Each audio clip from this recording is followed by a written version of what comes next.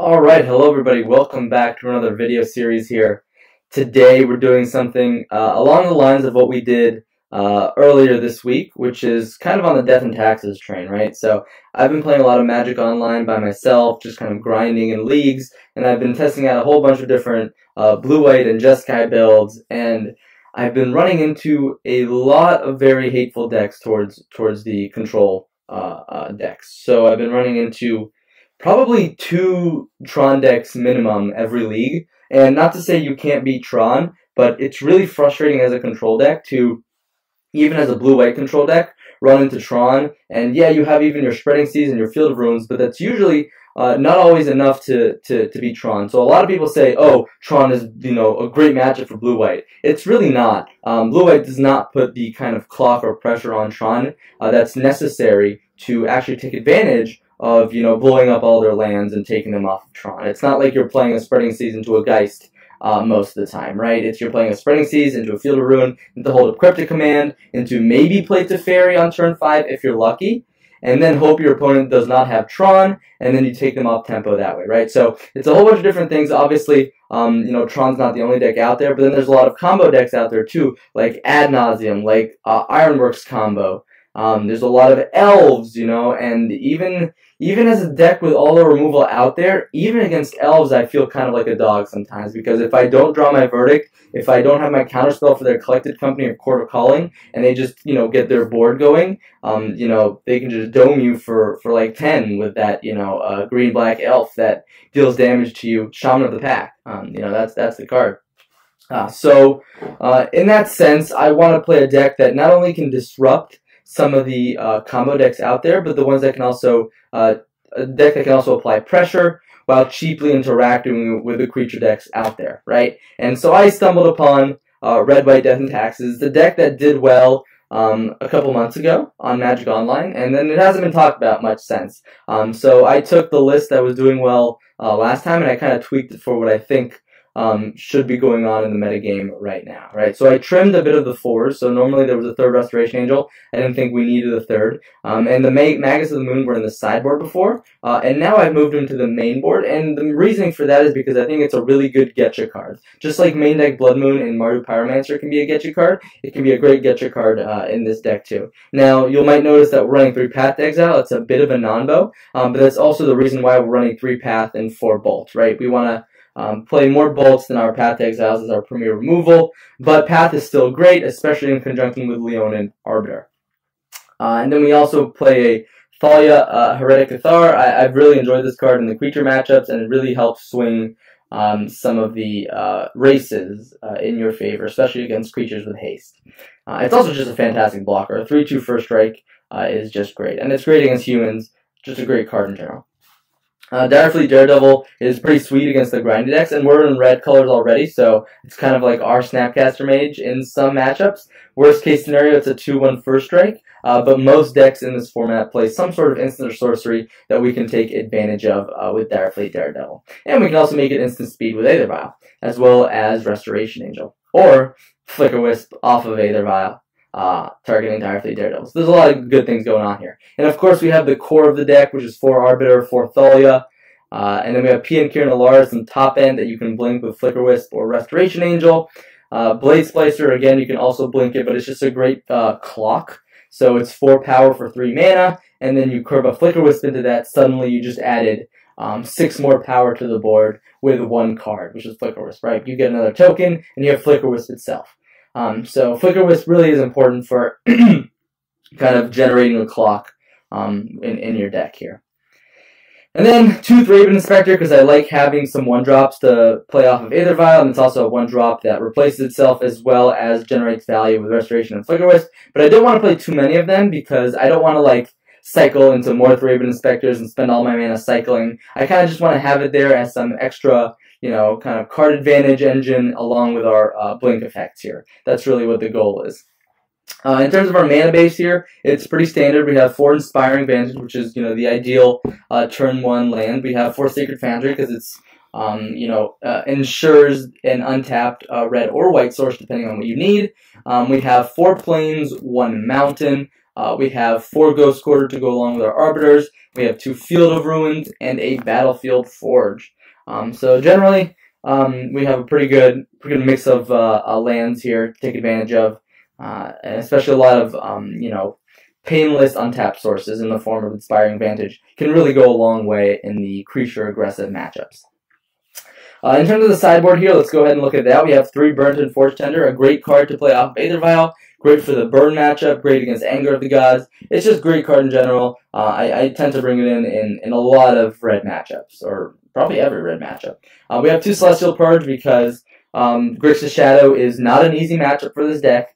I have had a lot of trouble against Grixis Shadow and 4-color Shadow, and it's just kind of like, they play the bigger creatures, and they have Temur Battle Rages, and so post-board, you really just want to have more answers for their big dumb threats.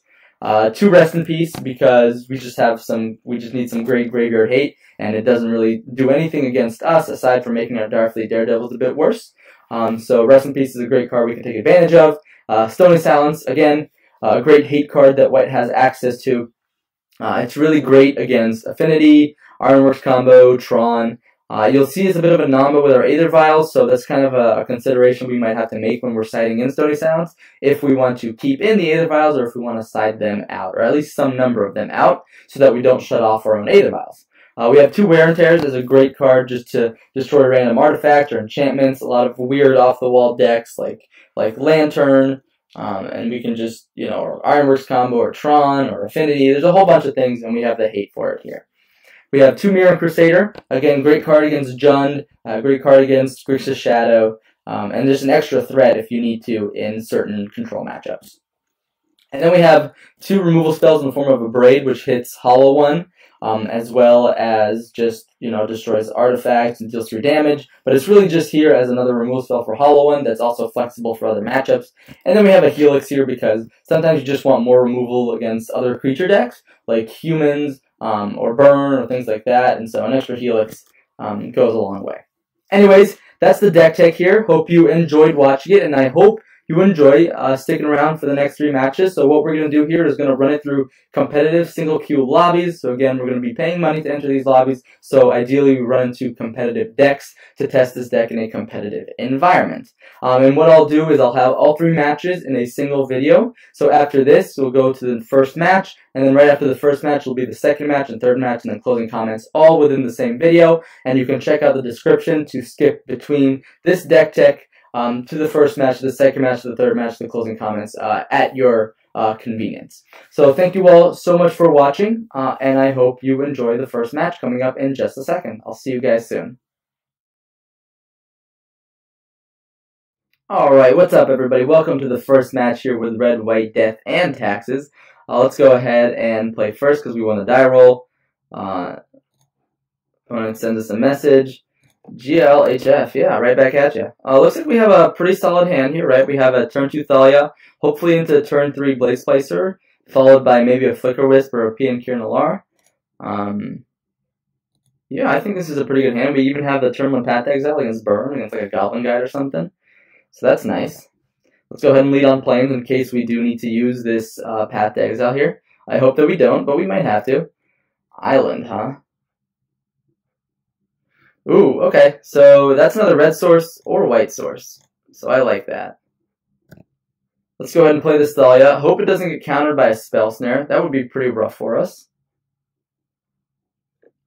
Let's see if our opponent wants to... Okay, doesn't play like an opt or anything in response, so that's a good sign for us. We'll see what we're up against in just a second here.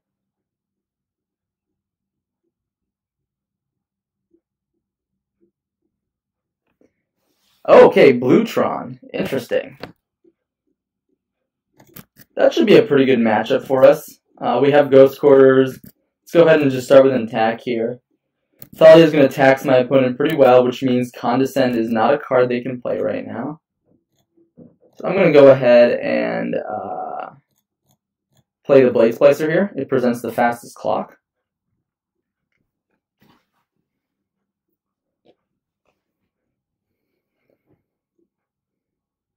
And we'll see what my opponent does. Alright, so they're a bit away from Tron here, and we have a good clock. Treasure Mage. Okay. I guess that's not bad. If we draw a land, we'll probably just slam Pia and Kiran Nalaar. Sundering Titan. Okay, sure. Ooh, Bolt. Bolt's not great, so I think we'll just go ahead and attack with our Thalia and our Golem. And then we'll play a Flicker Wisp targeting the Blade Splicer. Sure, our opponent is already in damage control here, which is good for us. Flicker Wisp ability will target the Blade Splicer. And then we'll get some more power on the board here. And again, our opponent's a bit far from Tron, which is good for us. They do have some number of creatures. I know they have like Solemn Simulacrum in the deck. That could be something that comes out. Yep, and that's it right there. We could Path to Exile it if we want to. That would ramp our opponent quite far. And we do need to be cautious of potential Wormcoil engines. So I think, see, if I I think I'm interested in Lightning Bolting here. It does let our opponent draw another card, but I'm not too worried about that. I think we just want to close out the game. Don't want to let our opponent get a lot of blocks in here. We have a Path to Exile to kill a Wormcoil engine next turn, and then we should have lethal.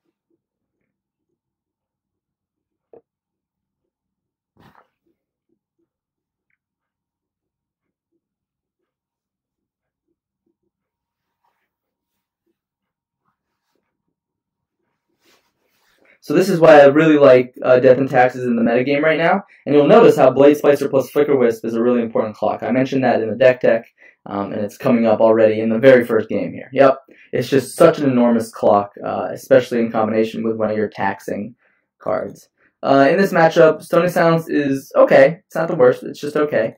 Wear Tear is also a consideration, as is a Braid. We want to think, are there any cards that we are thinking of cutting? We probably want to cut some number of Lightning Bolts. Lightning Bolt's just not the best in this matchup. Yeah, it goes to the face, but obviously that's about it. Thalia is okay. Magus of the Moon is pretty okay here too. I like Path to Exile to kill Wormcoil engines. Yeah, I think I'm just going to cut like all of my Lightning Bolts. Let's go ahead and get... See, Stony Silence, while it's good against our opponent, does shut off our Aether Vials, and Aether Vial is just so good in this matchup, so maybe we just want to bring in one Stony just as a gotcha effect, and then keep all of our Aether Vials, because they're a counterspell deck still, so I like keeping in Aether Vial. Yeah, Bolt just doesn't seem like the kind of card we want for a matchup like this. It really doesn't do much for us. And here we have a Stony Silence, followed up by a turn 3 threat. I think that's worth keeping. We also have a Ghost Quarter. Make that 2 Ghost Quarters. So I don't think our opponent's going to be playing an enchantment on turn 1, so I'm just going to play that, say go. If our opponent has a Condescend on 2, that's going to be pretty good for them. Or like a Remand of some sort.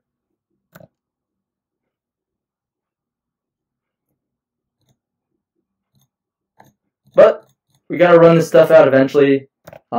We can't play an instant speed game if they just want to counter us the whole game. Then that's just the game we have to play. Alright, Stony Silence looks like it resolved.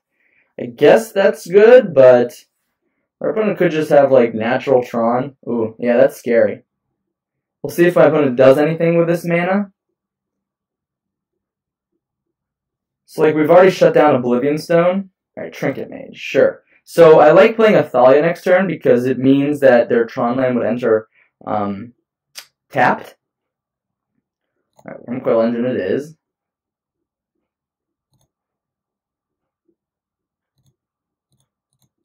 So this is the slower clock, but it protects us against Tron next turn.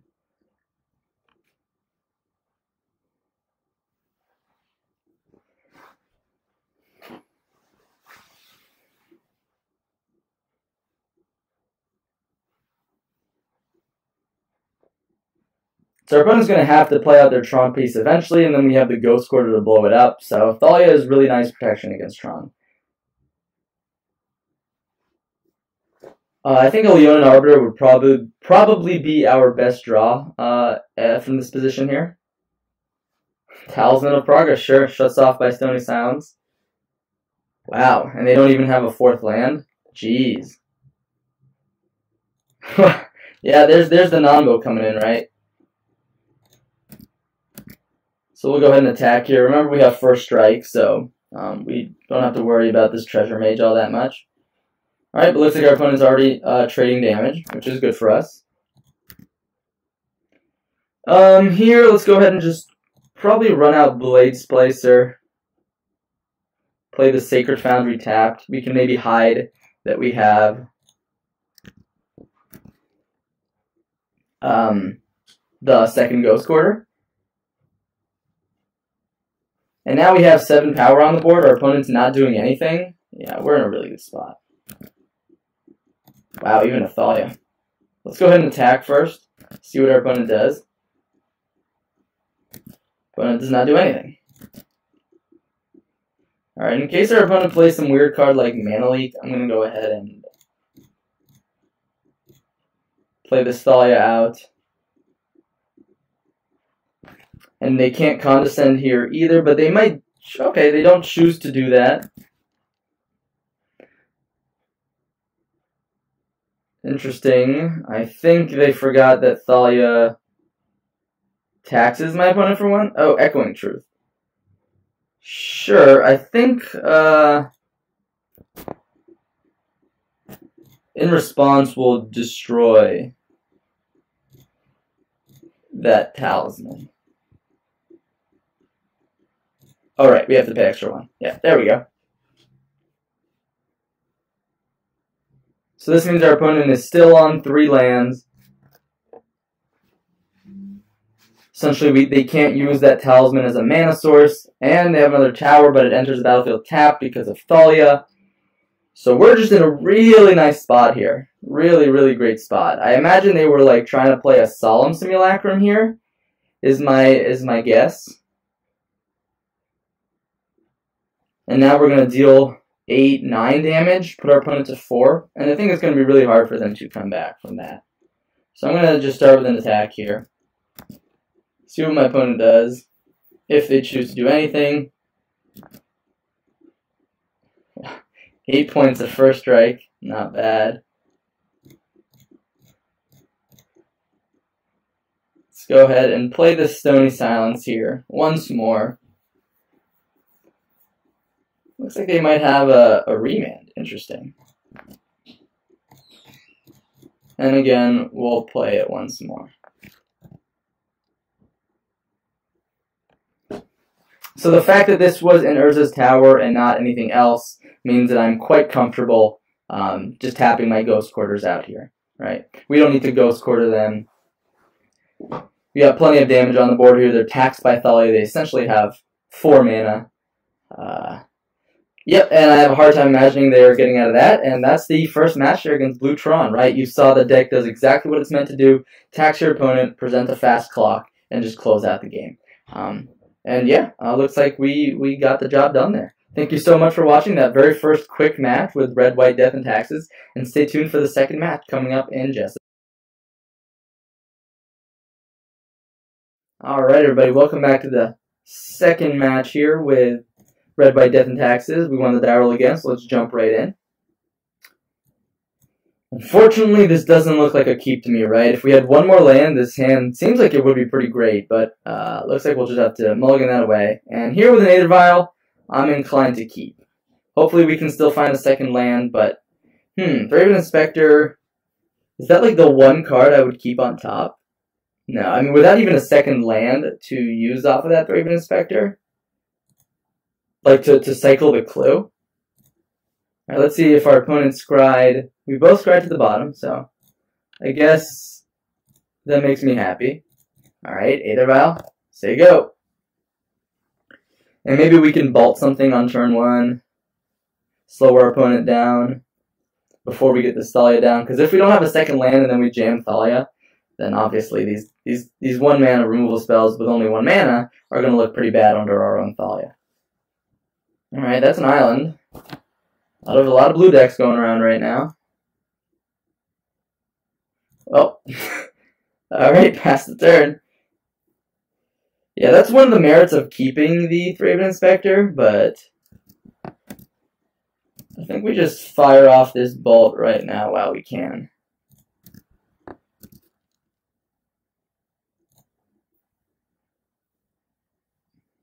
Interesting.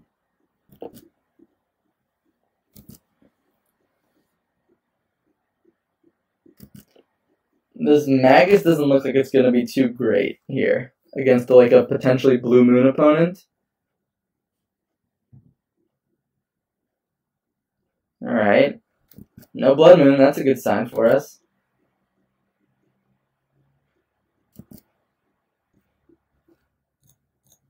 So let's go ahead and get the Thalia in play. Hopefully make our opponent not be able to use their Electrolyze this turn, right? I think I will go up with the Vial. We have a higher chance of drawing a land. Yeah, there we go. Perfect. Perfect. I mean, not the perfect land. It's just a mountain, but...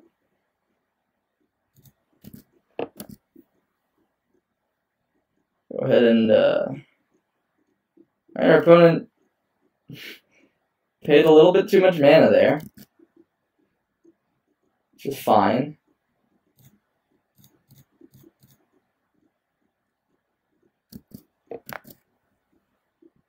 And now we have Blade Splicer to flash in as necessary. Looks like we're up against Jeskai control here. Interesting. Helix. Yep, that's fine. Looks like we're just going to go 1-for-1 here. Yeah.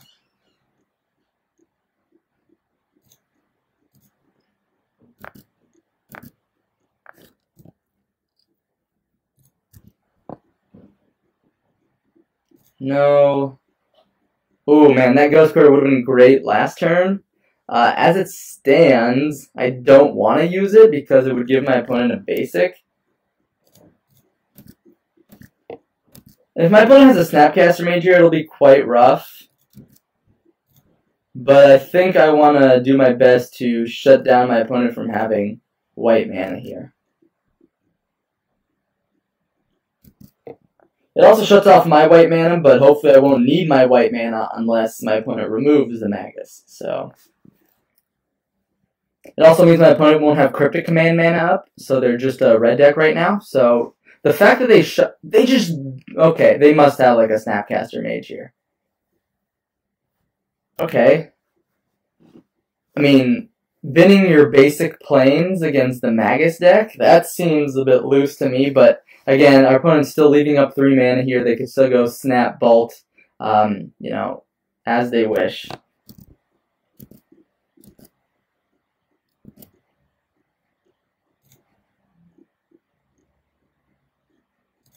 Oh, wow. Drawing the Bolt means I am okay just attacking with everything. If my opponent flashes in the Snapcaster Mage to do some flash blocking. Alright, no flash blocks. Opponent goes to 8. This means this Bolt is lethal. Why would my opponent bin their basic planes? Alright, they don't bin the card that they had with Search for Azcanta there, so something's got to happen, right?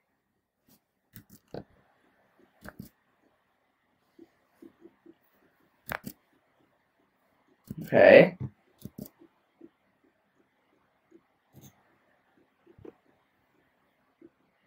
Sparring Advantage, not great, but I think I will play it now, such that it comes into play untapped in case I lose my Magus. Alright, well there goes the Magus of the Moon. We gotta say okay to that. We don't have a Flicker Wisp to save it. So let's get in there for 4. Put our opponent down to 4. They could have a Snap Helix at this point, or they could just have another Lightning Helix.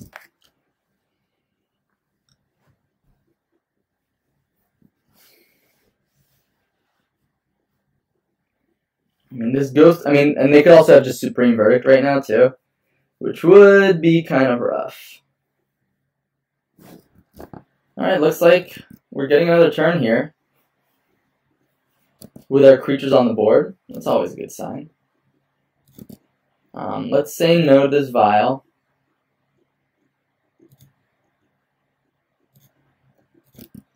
I'm going to play the Ghost Quarter out. Opponent could go tap draw here with their Cryptic Command, which, or they just concede. Wow, they just had nothing? My god. Alright, I mean, I'll take it. Not going to complain very much. In this matchup, I like having more threats. Burnt and Forge Tender is also fantastic. Wear Chair kills, we can also bring in Rest in Peace, shuts off Snapcaster, may shut off Searcher's Canton. I kind of like Rest in Peace in this matchup, actually. Maybe Mirror Crusader, I mean, the fact that it just dies to Bolt, dies to Helix, pretty bad rate, right? And Lightning Helix is just a burn spell, so we don't really want that. So these are the 5 cards I'm going to consider. No need to over sideboard here in this matchup. Probably want to trim some number of Paths, some number of Bolt. The question is, do we want to trim some Dire Fleet Daredevils too? I mean, if we draw Rest in Peace, Dire Fleet Daredevil is just a 2/1. And I like our 3-drops. Our 3-drops are pretty good. Our 4-drops are pretty good. I think there's an argument just cutting all the lightning bolts. I mean, they're basically just card disadvantage in this matchup. Yeah, they maybe kill a Snapcaster Mage here and there, but that's about it. So I'm going to go ahead and say that this is fine. And I'm going to keep the Path to Exile, because they do kill Celestial Colonnade, in the case that we don't draw our, ooh, jeez. This hand is a little slow. I think I'm going to mulligan it. 4 lands, it's a bit much. Yeah, this hand is much better. Let's go ahead and bottom that Path to Exile. Not a card we need right now.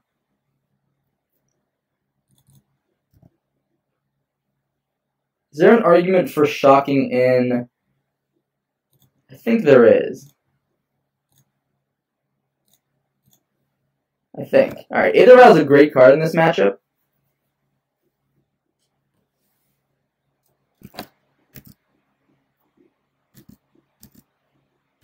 So I don't think I'm going to run out my Leonin Arbiter right now on 2. And we have 2 Leonin Arbiters. Wow. I think I'm just going to go ahead and, let's see, play this Burnt and Forge Tender. Maybe that's the more important card, though. Maybe I should, I mean, my opponent can't Logic Knot it here, which is nice. And then we also have this Thraben Inspector on 2, or on end step here.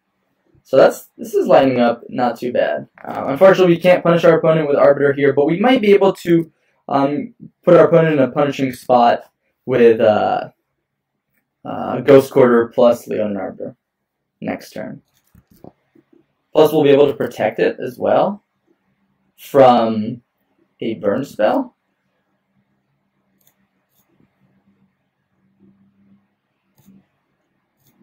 Here comes the Thraben Inspector. We'll get a clue. We'll tick our Vial up to 2. Inspiring Vantage, not a bad draw here. Let's go ahead and play it out.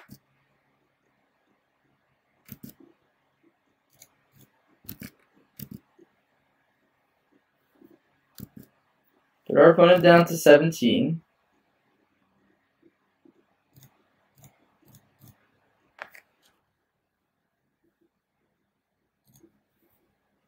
Okay, so we play one of the Arbiters here.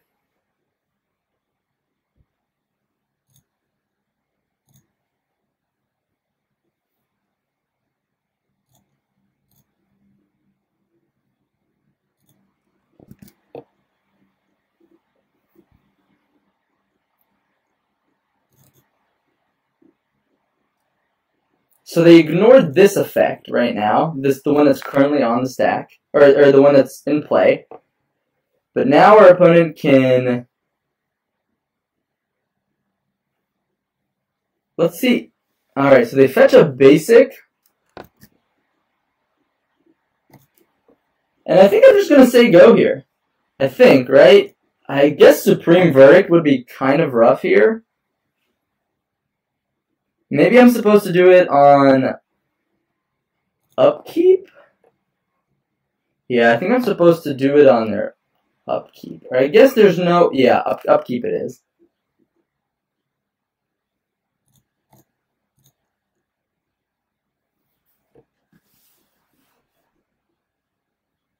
So they can path one of the Arbiters and then pay for the other one's effect. Which also means I don't get a land.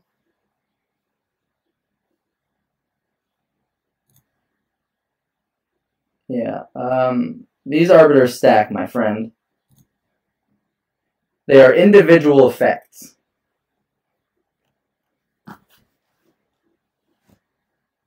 Alright, that's a Sulphur Falls. We do have the protection from the burn spell, so we can't just F6 away our turn. Let's go ahead and tick up with Aether Vial here because we want to hit this Restoration Angel. And we... Oh, wow, we even just drew the Flicker Wisp. That seems great for us. I could even out-tempo my opponent here. Just Flicker Wisp in, targeting the white source.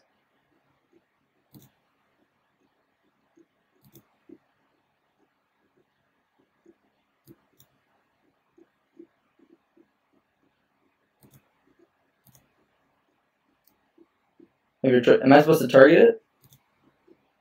Alright, I'm just going to say... Oh, choose a source. My bad. Alright. So my opponent takes 5 here. On my opponent's upkeep, do I want to blink out one of their lands? It means they won't get it back until their turn. I am worried about Supreme Verdict, but at the same time... I'm just going to say go. If my opponent... Alright, so they don't even have the double white for Supreme Verdict. So I'm just going to crack a clue here.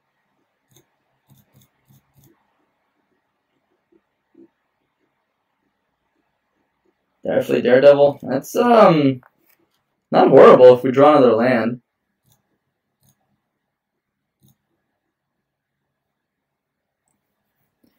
I'm going to take their Sulphur Falls in the case they have like a Snapcaster Mage into Bolt here. He's at Staticaster. Wow, that's pretty good. Yeah, that's a good blocker.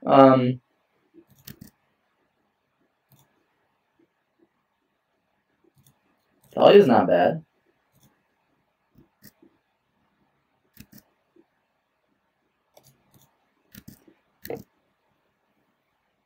I guess they block one of the Arbiters and then ping the Flicker Wisp, and I think I just say okay to that. I mean, I don't think there's much of a point to saving the Flicker Wisp here. Opponent takes 3.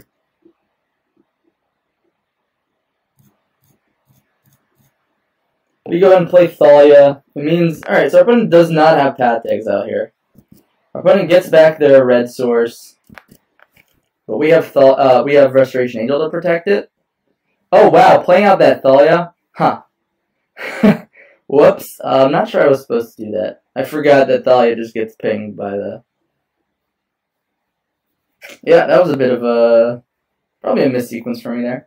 But there could be a scenario where they do it main phase, and I get them, but they gotta have some sort of idea of what's going on here with this Restoration Angel.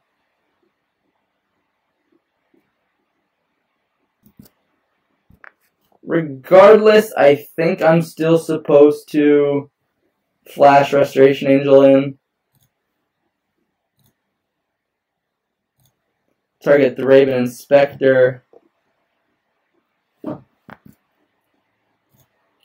Get some value there.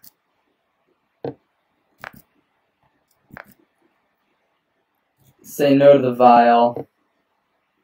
Alright, Inspiring Vantage is actually quite good here. I think we just go ahead and swing out. If my opponent has Snapcaster Mage, I'm going to be a little bit upset. Ooh, that's an interesting block for my opponent, because they could have just blocked the Arbiter and then pinged it. Does he have another Is It Staticaster? What in the world?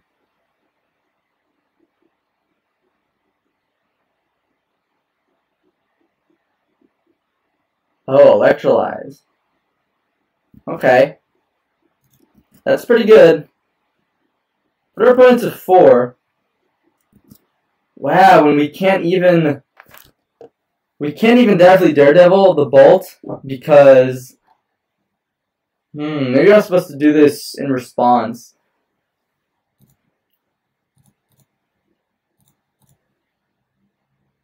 Wow, okay. I think I had a bit of some missequencing this turn here. Can't imagine my opponent shocks here. Yeah, that just seems like not a winning line.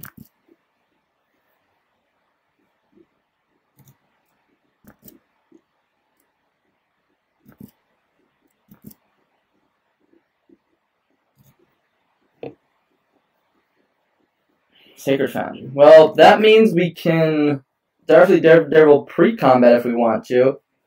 Don't think that does anything, though. I think our best option here is just to attack out. I imagine they'll block the Thraben, kill the Thalia. Alternatively, they could Cryptic Command, tap all, draw a card.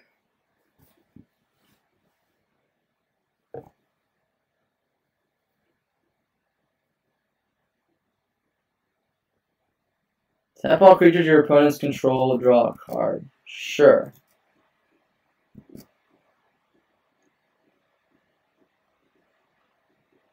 So here I want to go ahead and shock that in. Play the Daredevil.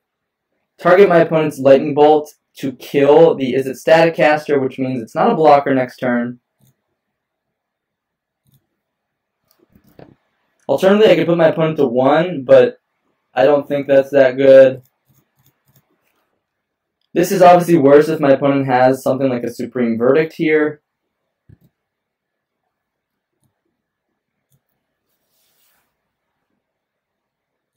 And the fact that we didn't get this Needle Spires out the turn before means that we're in quite a rough spot here. So now our opponent can start chaining Snap Cryptics, which means we're in a rough spot. But if we get this man land down, it means Snap Cryptic won't be good enough. So that one turn where we had the clue and we played the Inspiring Vantage pre-combat, that was a mistake. Now, worst case scenario, our opponent has like Path plus Colonnade activation. That would be really rough for us. So I wonder if my opponent wants to do something before I get the opportunity to draw a card. Looks like they do.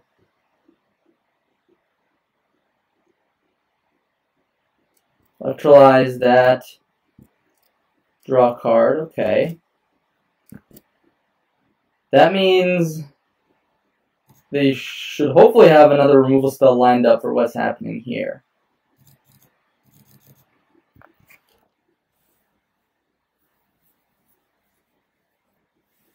Wow, my opponent must have just had nothing in hand. That's crazy. Not gonna lie, I did not expect to win that game that easily there at the end, but hey, I'm not gonna complain, right? Let's go back to the match real quick. Would we have drawn anything good that turn? Wow, just more lands. Yeah, I don't think we were in that good of a position, but it must mean that with our opponent having 4 cards in hand, that they just had nothing, right? So we would have played the Needle Spires, attack for 4. Hopefully, you know, ideally they would probably have an answer to one of these creatures, and the next turn even Cryptic Command wouldn't save them because we would have the Needle Spires. But it really depends on them just having clearly nothing there.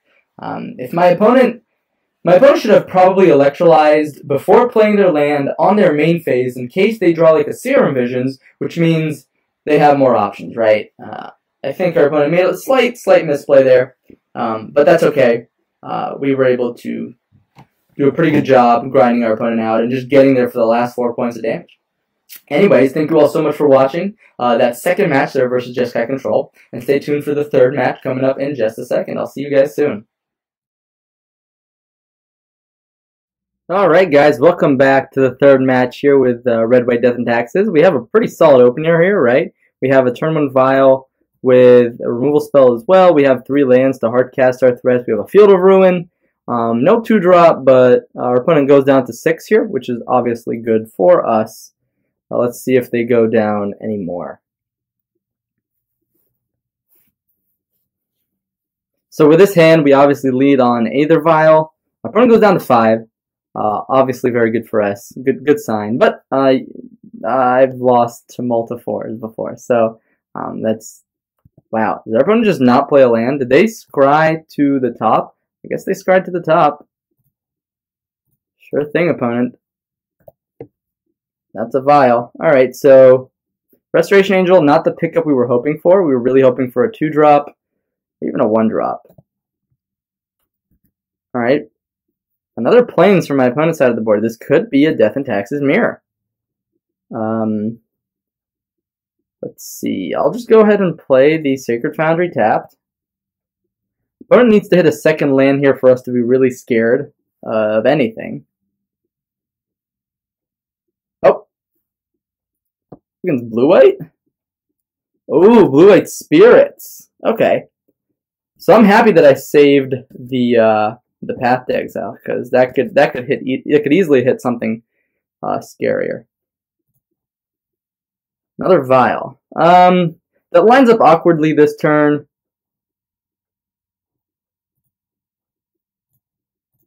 I'm gonna play the Blade Splicer.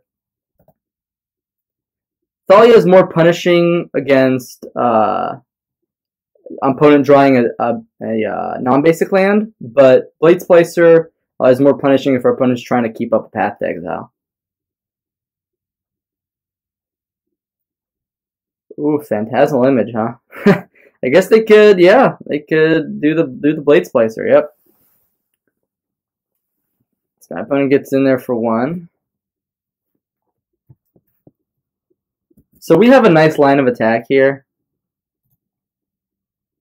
Oh, well, we could just that's an even nicer line of attack, right? Yeah, we could just bolt it.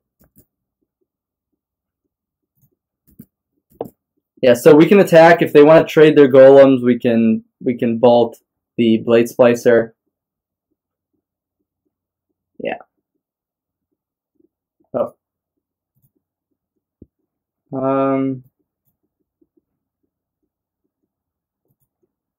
So essentially, their Blade Splicer loses first strike.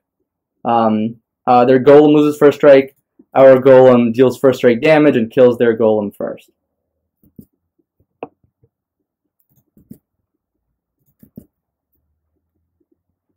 So that turned out well for us. Oh, whoops. I don't know why I did that. That only costs 1 mana. And I think I'm gonna play the Thalia right now.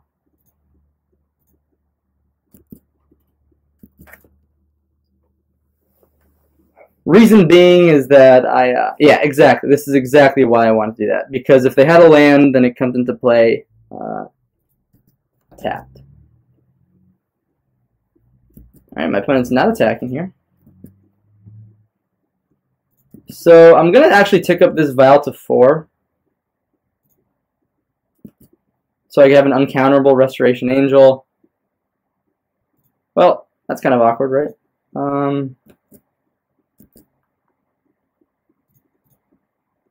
Let's start with an attack here. See what our opponent does.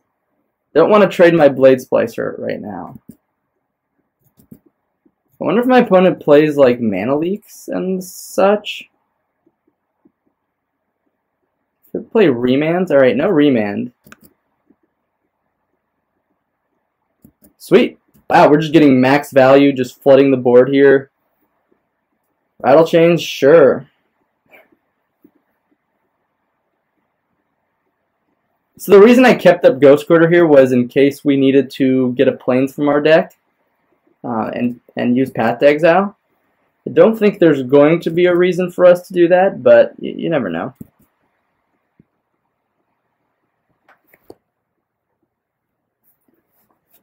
Alright, our opponent fetches. Makes sense. They could have a Drog Skull Captain here, But we can path to exile that Drog Skull Captain on our turn. So, ultimately, I think we're in a pretty good spot here. Especially, I guess our opponent doesn't have to play at sorcery speed, right? Right, they have Rattle Chains, they can do some fancy blocking. We'll go ahead and just flash in Restoration Angel, targeting Blade Splicer.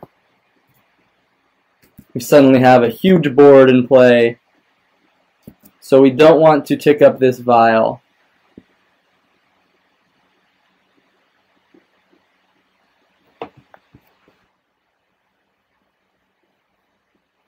All right, this vial's already on 4.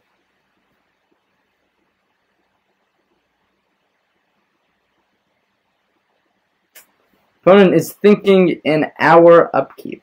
I wonder what they're thinking about. They could be flashing in a Drogskull Captain here. If they do, I will path to exile it with the Mausoleum Wanderer trigger on the stack. Therefore, they won't be able to counter it. I guess they wouldn't be able to counter it anyways. Mausoleum's power and toughness would only go up to 3. And therefore, we'd still have 3 extra mana here. But if they do decide to pop it, I'd rather have the ability to have 1 more mana rather than be locked out of all my mana. However, I think we do have lethal on board here, right? Our opponent is considering their upkeep play here. Anyways, I'm going to go ahead and probably pause the video here, and we don't know how long our opponent's going to be until they get back. So stick around, and we'll be back in just a second. Alright, so our opponent came back, apologized for being AFK, and conceded. Alright, so great for us. Let's go ahead and begin sideboarding here. Against Blue-White Spirits, we don't have much. We got a few pieces of extra removal here, a Braid, Lightning Helix. Maybe Mirror Crusaders. They're good at attacking, and you know, our opponents probably won't have much good blockers for that. So I like that. I like that a lot. Fleet Daredevil doesn't seem great to me. They might have some path to exiles, but that's about it. Thalia in a creature matchup, we can probably trim them a little bit. And we definitely want all of our removal. They had quite a bit of basics in their deck, so Magus of the Moon might not be that great. And I imagine my opponent will have some number of path to exile, so maybe 1 Fleet Daredevil is okay. But we'll trim a Magus here and there, but I think this configuration should be good to go. Again, they're a blue-white deck. We don't have much tools to beat blue-white, but yeah, let's go ahead and run it. See how it goes.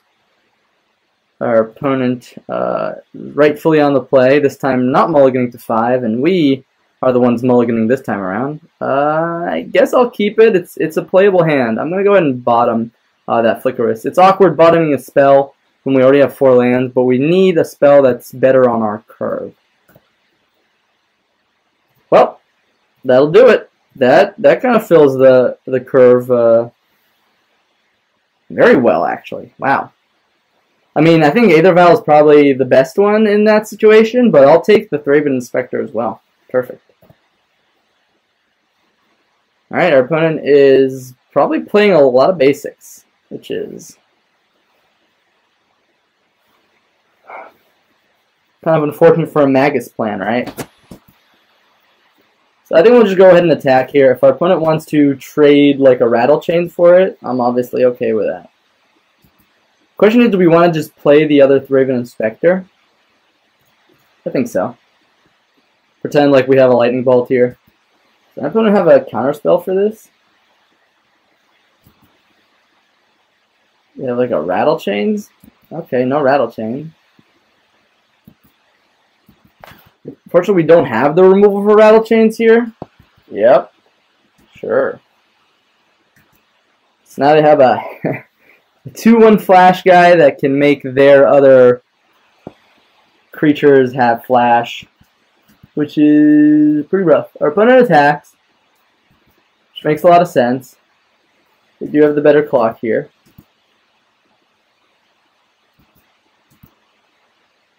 Restoration Angel, not a bad card. The question is, we don't want to get eaten by any of their creatures with 3 toughness. However, it might clear the way for one of our creatures to resolve if they want to hold up Spell Queller here. Yeah, this feels like a Spell Queller to me. It could also be just a Drogskull Captain, which would make our lives so much worse. So I think I'll just hold up Clue Activation here.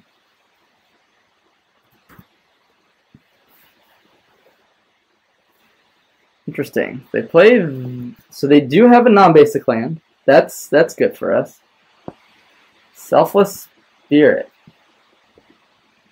I guess I should have cracked Clue in response in case we found Lightning Bolt, because that Rattle Chains is going to be really annoying to deal with.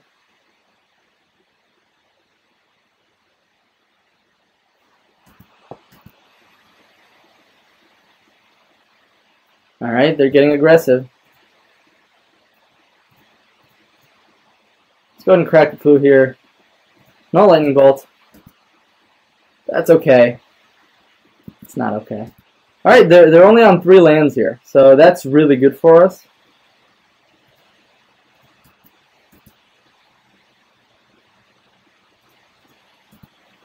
If my opponent taps out, I think I'll take the opportunity to flash in this Restoration Angel.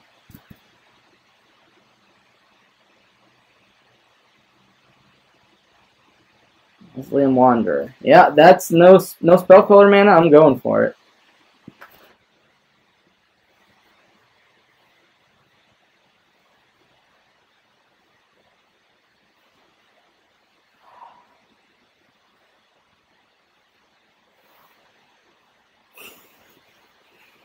All right.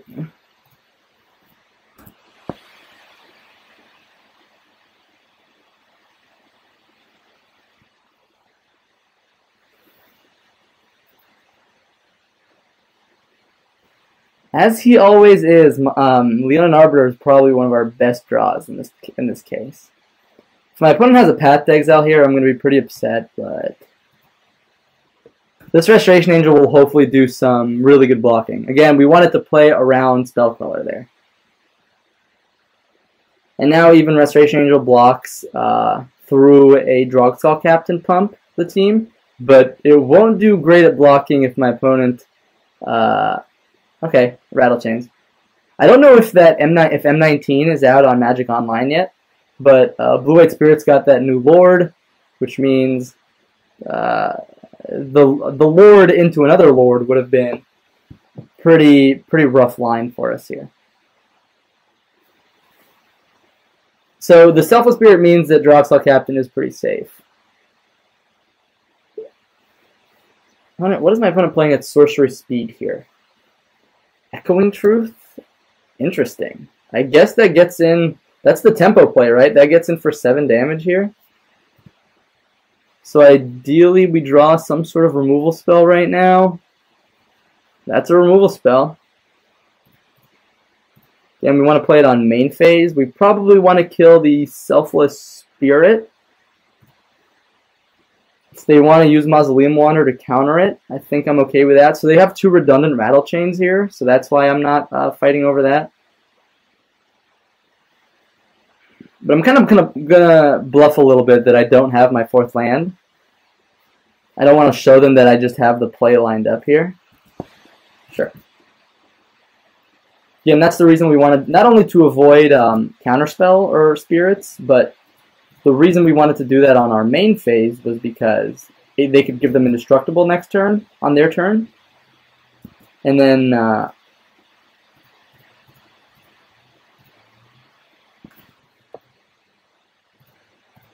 well, we have all these clues, but that's not what this game is about, which is rough. But hopefully this Restoration Angel can at least stop the aggression a little bit. Drogskull Captain next turn is a concern for us. It is absolutely a concern for us. A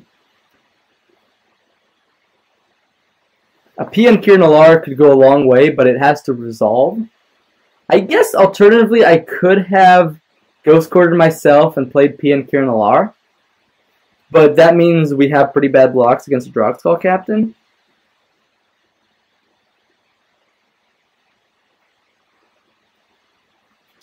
Yeah, this is getting quite scary. So obviously, my opponent has not played a 4th land in a while, so they don't have a 4th land.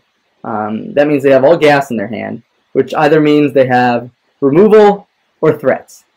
Either one is not good for us. Another Echoing Truth would be like insane here. We would still be able to play Pia and Kiran Nalaar, but again, because we don't have the red source, we would be in a bit of a scary position, right?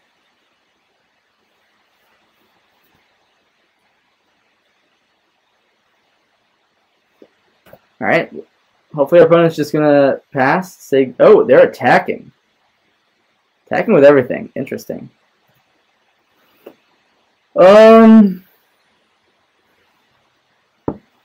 So if they have a Drogskull Captain, then this deals us the same amount of damage. If they don't, then we take less damage here. Mausoleum Wanderer, sure. Selfless Spirit, sure. Okay. So I didn't play around that. That does deal us more damage. Okay. Don't really care for this Field of Ruin, so I'm going to go ahead and crack it here. Yes. Go ahead and get a basic mountain.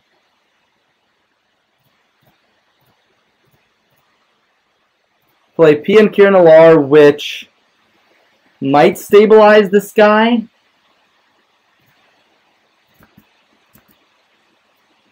Interesting. So that point of damage might actually become very, very relevant. So I didn't play around Double Spirit, which is very, very interesting for my opponent. That was a really nice play. So here, if our opponent again has just a single spirit, we're dead. They have 4 attackers, we only have 3 blockers, and they can even make their stuff indestructible. Yeah, it's not looking great for us here. Not looking great. Now, they do have to consider the fact that we might have a Path to Exile. Although they might also think that we probably should have Path to Exiled on our turn, targeting the Selfless Spirit. Huh. Yeah, this is an interesting spot for my opponent here. You'll notice that this game just has not been about any card advantage whatsoever, right? I have not cracked any of these clues. I have to imagine my opponent, again, they have to have a spirit here. The question is, will they find the right line? Obviously, we know what's in our hand. Our opponent doesn't know what's in our hand.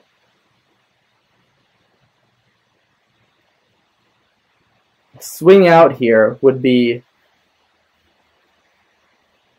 very good. And again, I'm kind of beating myself up here for the block I made last turn. Blocking the Mausoleum Wanderer was better. Yeah, I should have played around Double Spirit, but I didn't. And again, our opponent has 4 possibly lethal attackers. I can't imagine what my opponent is sitting on if it's not a spirit or a removal spell. Like, do they have like Stony Sounds? Do they have like Disenchant for like my Aether Vials? Like maybe, yeah, there we go. They found the line, right?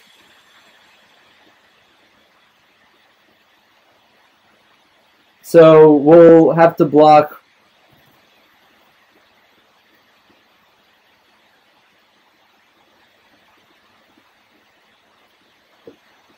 That's a Drogskull Captain, and yeah, we're dead. So if we had a Pia and Kiran Nalaar activation, we might not be dead, but yeah, that was just, that was bad beats, right? Magus of the Moon doesn't seem so great against them anymore. Doesn't seem so great at all. Maybe we just want another although they have so many creatures. Thalia just seems like it hurts us more than it hurts them. Did we see any instants or sorceries out of our opponent that game? I don't think so. Yeah, Magus just seemed just straight up bad. But I think Fleet Daredevil could end up being relevant if our opponent has like Path to Exiles and stuff. There's also the argument that Thalia is just like worse than Dire Fleet in this matchup right now, because we don't want to tax our opponents. I guess they had Echoing Truth, so Dire Fleet Daredevil targeting Echoing Truth might be kind of nice. Yeah, I like that. I like that a lot, and I like this hand. I like it a lot. We have good threats, good beefy threats, no removal. Our opponent going down to 6. Great for us. Let's see if they scry to the top or the bottom. Scry to the bottom. All right, fantastic. Again, Mirror Crusader is a fantastic clock. So is Blade Splicer. Flicker Wisp is a great blocker as well as attacker in the air. Oops. I don't know what I clicked there, but let's go ahead and get our Aether Vial trigger. Alright, Pia and Kiran Nalaar, not the worst. Thankfully, we'll be able to get one of these 3 drops into play before our opponent has Spell Queller mana, and then we'll have our Vial to play our threats. Interesting. They're just going for the shock right away. I guess they could also be playing around Leonin Arbiter, right? That's definitely a fair line from our opponent.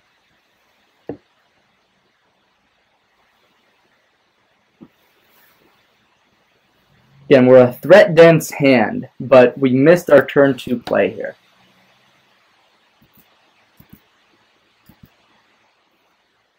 So I'm going to play Blade Splicer. It's a little better against Echoing Truth.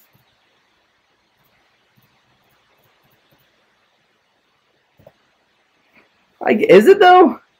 I think it is. Let's just pretend we might have something off of this Aether Vial here.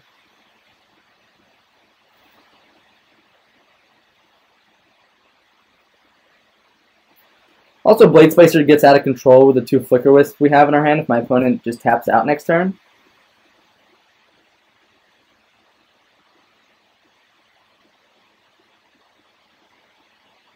This is going to be quite a game. All right, there's the Rattle Chains. Not a great blocker right now, but again, they have Drogsaw Captains at instant speed now, which is definitely scary.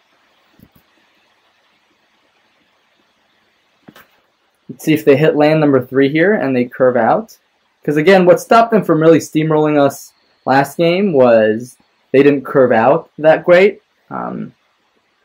And we kind of made some of their turns awkward. Now, obviously, they still got there in the end, but we should definitely think about how we want to play out the next turn, depending on what our opponent does here, right? We have a Golem, first strike attacker.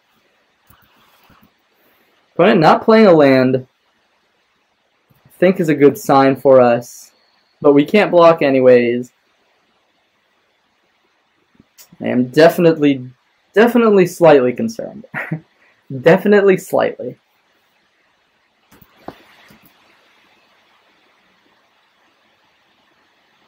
Alright, no third land for my opponent. Great for us. Means no Spell Queller activation up. And land is also a great draw. It means we could literally just tap out for Pia and Kiran Nalaar if we wanted to this turn. But I'm going to go ahead and attack first, see if my opponent wants to flash anything in to block the Blade Splicer. If they do, I might just blink it with Flicker Wisp. Or if they just want to trade for Blade Splicer, I might just say okay, because blinking Pia and Kiran Nalaar might just be way better in this matchup. Sure. I am happy trading that. I am very happy trading that.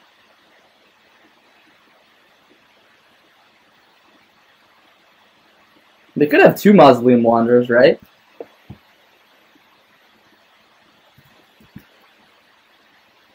No, we're just trading? Sure.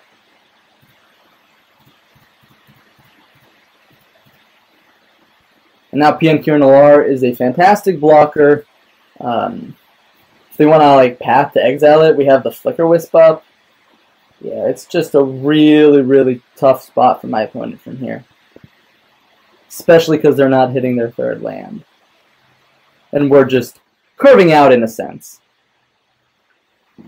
And so what's nice is we can just leave this Vial on 3. The issue with having that Pia and Kiran Nalaar is that, you know, you're tempted to go up to 4, but obviously now we just hard cast it on turn 4, which is pretty great as well. Opponent, wow, they're going for the Path to Exile right now, and that's going to be a blowout for them. That is just going to be a straight up blowout. Blue mana.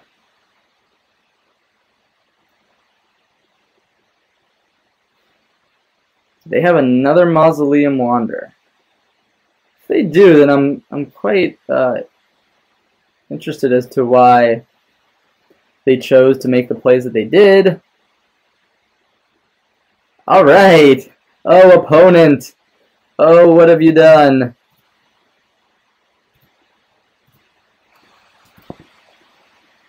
That's even on our main phase, which means we get all of the tokens still by our next turn. Interesting timing for my opponent here. Oh gosh, yep. Well, we just played Lingering Souls plus 2 extra power plus 3 extra power.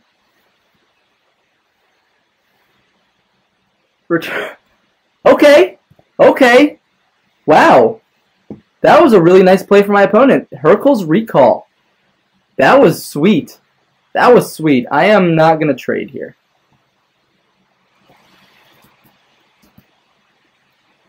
Wow, we just have a really good line set up here now. We can Arbiter, play the Vial back down, play the Arbiter, blow up their white mana, and we still have 3 mana left over to play our 3 drops.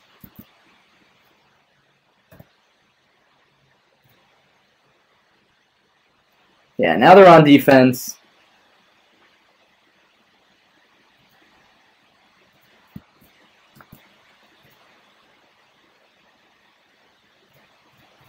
Yeah, I'm just going to go ahead and swing out here.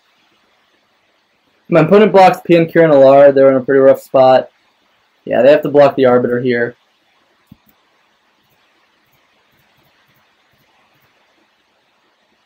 Oh, did I forget to pay a white mana? And now there's just no chance my opponent has from coming back into this game. And that's what I call red, white, death, and taxes, my friend. GLHF. Bam! Wow, this deck performed really nicely. I mean, we played against 3 blue decks, and I'm not gonna lie, like Death and Taxes, I think has a pretty good matchup against blue decks. But let's go ahead and talk about all about that in the closing comments. Again, really enjoying Death and Taxes in the metagame right now. So stick around. I might even do a different variant of Death and Taxes coming up eventually. But anyways, thanks so much for watching, and stay tuned for the closing comments in just a second.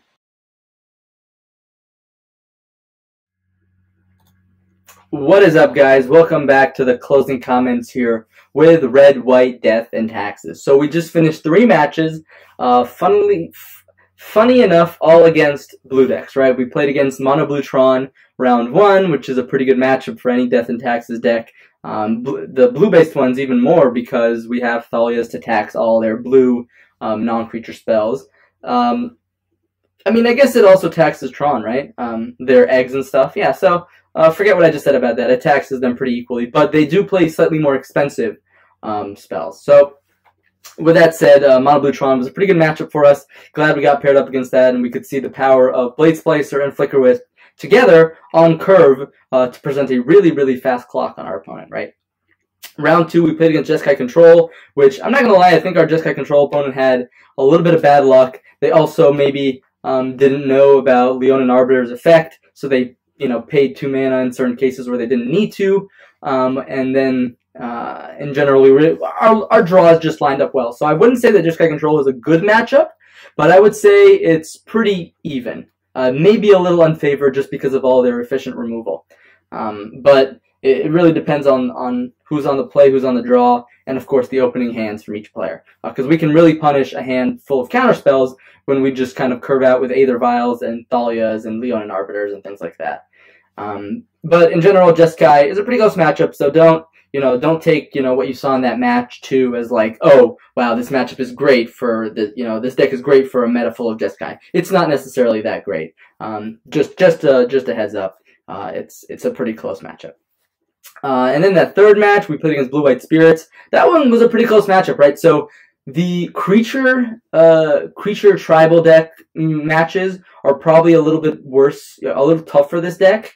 We have the bolts, we have the paths, but that's all we have, right? We don't have things like Reflector Mage, which is really good, from the Blue-White Death and Taxes build. And for the Mono-White Death and Taxes build, we don't have like Eldrazi Displacer. We don't go big with Thought-Knot Seers or Reality Smashers. So there's really no way to go over the top of some of these tribal decks that just go so wide that sometimes their board is just way more powerful than us, especially if they get, their lords up to above 4 toughness or 4 toughness or higher, then it can be really hard to push through, right? But we were able to navigate those games pretty well, and we finally drew a Leonin Arbiter like we wanted to against Spirits, and that closed that game 3. But you saw it was a close game, and we could have made different decisions that might have resulted differently. But ultimately, I think I learned a lot playing that match, and it was actually very enjoyable too. Anyways, let's go ahead and cover the cards here. So. In general, I really like this 1-drop slot, like 3 Path, 4 Bolt, 2 Inspector, 4 Vial. I think that means you just generally always have something to do for 1 mana on turns 1 and 2, hopefully. This 2-drop slot's a bit lacking. There's an argument to have some Selfless Spirits in here as well to protect our boards that go wide. But Selfless Spirit could also just be a card we should consider for the sideboard moving forward. It's great against Supreme Verdict decks. Yeah. I actually really enjoyed Magus of the Moon. It's a hit or miss in some matchups, but just shutting down your opponent's mana base, as we saw against Jeskai Control, forced them to dig for that Lightning Bolt. However, it can be obviously pretty poor against Lightning Bolt, so it's tough. But if you can protect the Magus, say with a Flicker Wisp or Restoration Angel, then you're in a really good spot. That's one thing that you can do with Magus that you can't do with Blood Moon. Now, obviously, Blood Moon doesn't die to Lightning Bolt or Path to Exile, but at least you can have some synergy with your own deck here in the Restoration Angel Flicker Wisp engine here. Again, 4 Blade Splicer, 4 Flicker Wisp, really nice. Thalia came in useful in certain cases. I wouldn't want more than one of her, but she has been great, so far. And then 2 Pia and Kiran Nalaar, 2 Restoration Angel. Again, there's always the argument for the 3rd Resto for the grindier meta, but as it stands, I think this deck is really, really well positioned and has a lot of nice tools to beat a lot of what's going on in the metagame right now. A lot of people are playing Control, a lot of people are playing Tron or Combo, and there's not a lot of just like grindy mid-range that you can that just kind of 1-for-1s you and outvalues you, like Jund. But yeah, I really enjoyed playing the deck. Sideboard could use a little tweaking, maybe a couple Selfless Spirits in here over some of these Celestial Purges or Helix or Braids or something like that.